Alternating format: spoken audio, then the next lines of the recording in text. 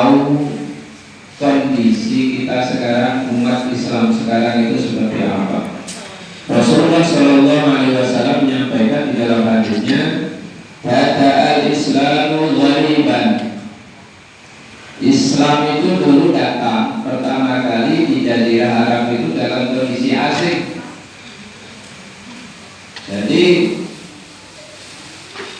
orang kafir Quraisy pada waktu itu pada menolak Islam. Karena memang semua yang disampaikan oleh Allah itu asing bagi mereka, nggak suka dengan apa yang disampaikan Rasulullah. Ya. Itu keasingan daripada ajaran-ajaran yang dibawa oleh Rasulullah. Aneh. Ya. Disuruh sholat, disuruh belajar Al-Quran, itu aneh bagi mereka. Maka datangnya Islam pada waktu itu dikatakan Rasulullah, "Bada al-Islamu ghariban wa sayaudu ghariban." Dan Islam nanti akan kembali kepada Allah dalam kondisi asing juga. Para pensarah hadis itu menyampaikan keasingan Islam di akhir zaman itu apa? Akan kita dapati banyak dari umat Islam itu sudah tidak peduli lagi dengan nilai-nilai ajaran Islam. Jadi nanti kita seperti kumpul-kumpul membaca Al-Quran ini dianggap orang itu asing, aneh. Ngapain susah-susah? Orang mendingan agak mencampur, joget-joget, senang-senang. Itu nanti yang akan terjadi di akhir zaman ini. Kita akan dapatkan seperti itu. Kita berangkat sholat subuh pagi-pagi dianggap aneh. Ngapain susah-susah sholat subuh? Kalian tidur. Karena apa? Manusia pada akhir ini nanti yang dicari itu adalah gaya hidup hedonis. Yang penting bersenang-senang di dunia, tidak mau memikirkan kondisi akhiratnya. Karena bada'a fatul balil ghuraba. Keasingan Islam di akhir zaman ini nanti sebagaimana asingnya dulu Islam datang. Maka Rasulullah menyampaikan, maka selamatlah, maka baiklah, maka bersyukurlah orang-orang yang asing itu. Ya. Jadi orang-orang yang dianggap aneh bagi orang-orang umumnya nanti bagi Rasulullah itulah orang-orang yang terbaik. Maka merujuk kepada hadis Rasulullah Shallallahu Alaihi Wasallam yang lainnya disampaikan keanehan-keanehan di akhir zaman ini nanti apa? Al-masjidul gharibun fima baina qaumin la yusalluna fihi.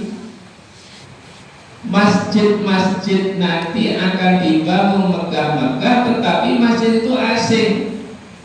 Masjid megah-megah berada di tengah masyarakat, tetapi masyarakatnya tidak pernah sholat di masjid tersebut. Kondisi ini sudah kita rasakan, tidak mungkin. Masjid dibangun besar-besar, luas-luas, tapi lah susu buat secara menyensor. Wah, kali stop. Satu stop ada gak kekuat. Padahal sa-RT itu warga sing muslim pinter. Wah, ini keprihatinan kita bersama. Keanehan di akhir zaman yang disampaikan Rasulullah nanti seperti itu. Kemudian yang kedua, wal mushafu gharibun fi manzilil qaumin la yaqra'una fihi. Al-Quran nanti akan menjadi asing kata Rasulullah. Umat muslim berduyun-duyun mengumpulkan Al-Quran, membeli Al-Quran yang baru-baru disimpan di rumah tetapi tidak pernah dibaca. Jenengan di rumah punya Quran berapa? Nah, sehari yang dibaca berapa?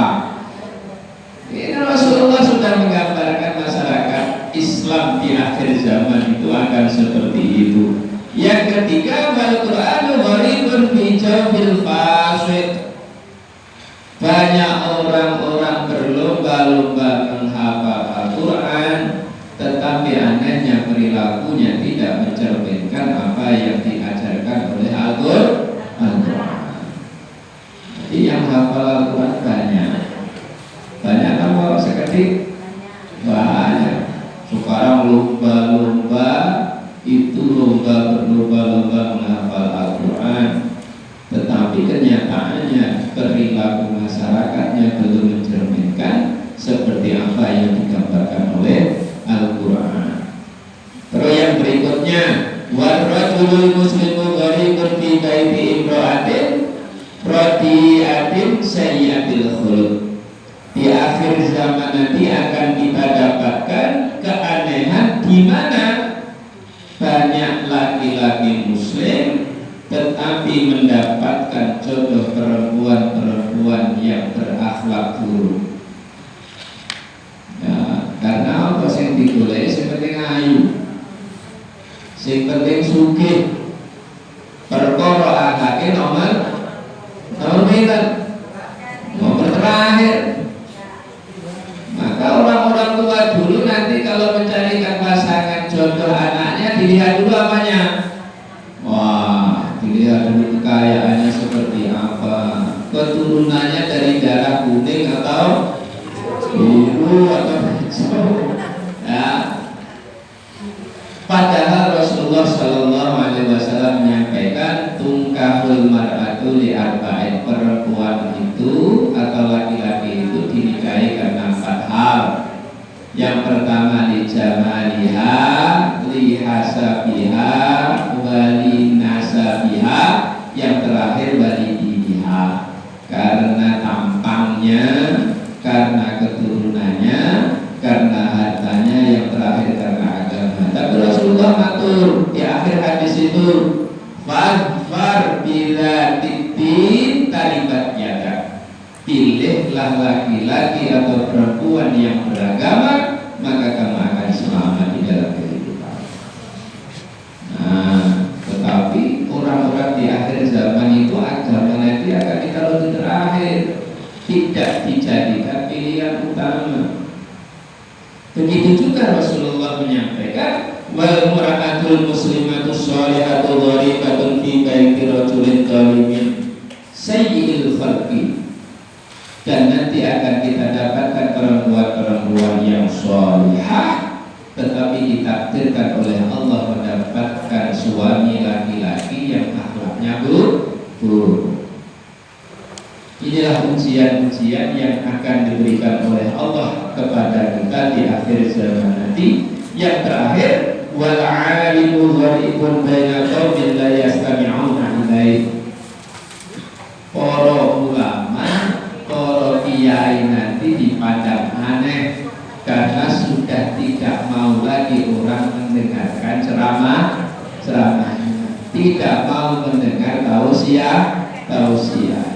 Maka kajian-kajian itu semakin ke belakang nanti semakin sepi.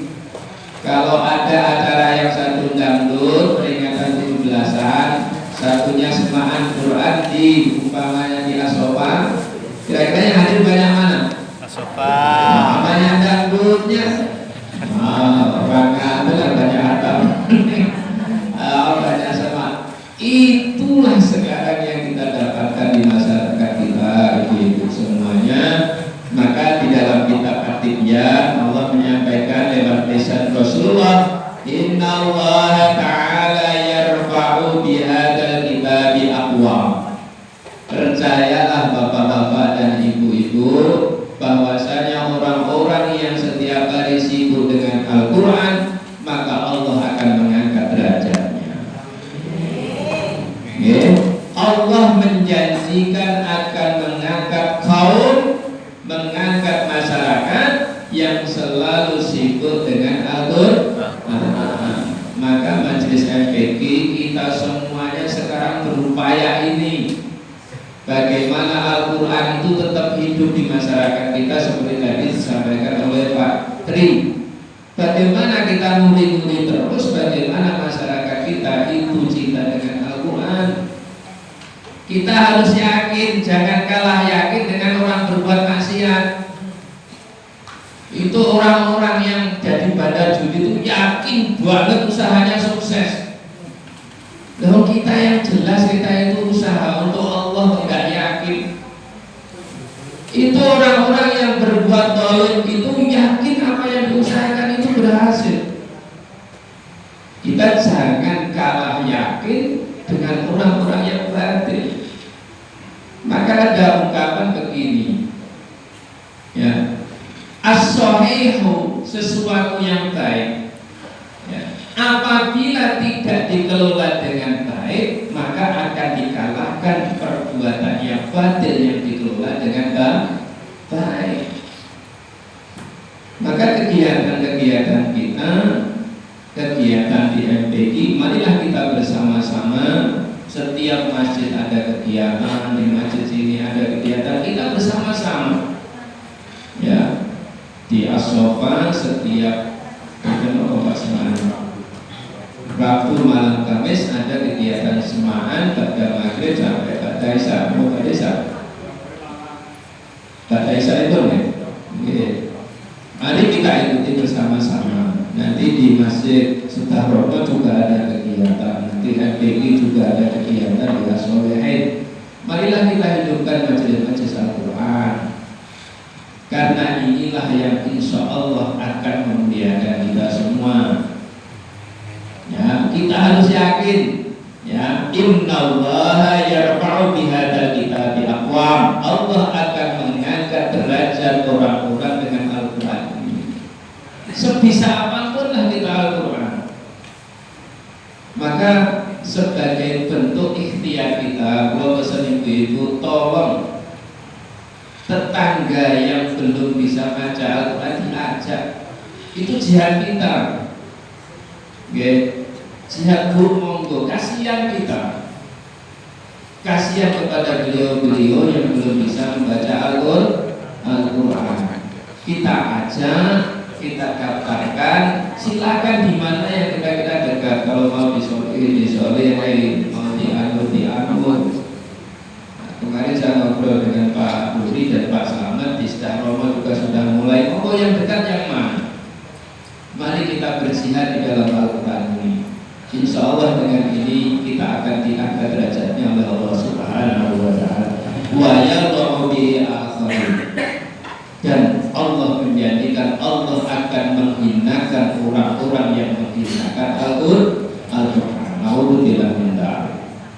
Maka mereka-mereka yang tidak mau memuliakan Al-Quran, tidak mau berjihad dengan Al-Quran, tidak mau berbuat dengan Al-Quran, maka Allah akan menghinakan mereka. Mudah-mudahan kita selalu diberi hidayah oleh Allah Subhanahu wa Ta'ala.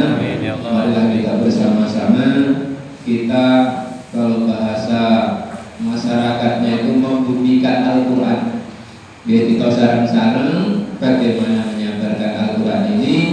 Mari selalu kita ajak-ajak, ya, jangan bisa ngajak satu orang mau belajar Al-Quran, kemudian beliau itu setiap hari membaca Al-Quran, maka kita akan mendapatkan jariah dari itu. Termasuk beliau-beliau yang mengajarkannya, khairukum man ta'allama Al-Quran wa 'allama. Sebaik-baik dari kamu mereka yang mau belajar Al-Quran dan mau mengajarkannya kepada orang lain. Jadi Allah menjadikan bapak dan ibu-ibu, orang yang belajar Al-Quran itu orang yang terbaik di sisi Allah. Orang yang mengajar Al-Quran itu adalah orang yang terbaik di sisi Allah. Yang belum bisa mengajar, mari kita belajar. Insya Allah itu orang yang terbaik. Yang sudah mengajar, yang sudah bisa mengajar, tolong bagi bapak-bapak dan ibu-ibu yang sudah bisa membaca Al-Quran dengan lancar, tolong bantu kita. Jadi santri kita itu sudah mulai banyak dan kita kesulitan mencari ustaz dan ustazah. Maka monggo yang mau bersama-sama kita amalkan ilmu itu, jangan dipakai sendiri. Al-ilmu bila amalin kan sajari bila taman. Ilmu itu kalau tidak diamalkan ibarat pohon yang tidak berbuah. Monggo yang sudah bisa membaca Al-Quran silakan datang ke Sholihin, datang kemana saja, ke masjid-masjid kita untuk membantu bersama-sama mengajar saudara-saudara kita yang belum bisa membaca Al-Quran. Mari kita gembira dengan Al-Quran, mari kita berbahagia dengan Al-Quran, mari kita bersenang-senang dengan Al-Quran. Insya Allah nanti kita di akhirat berbasyiris, ya Allah akan memberikan kebahagiaan kepada kita dengan Al-Quran. Allahumma rahmna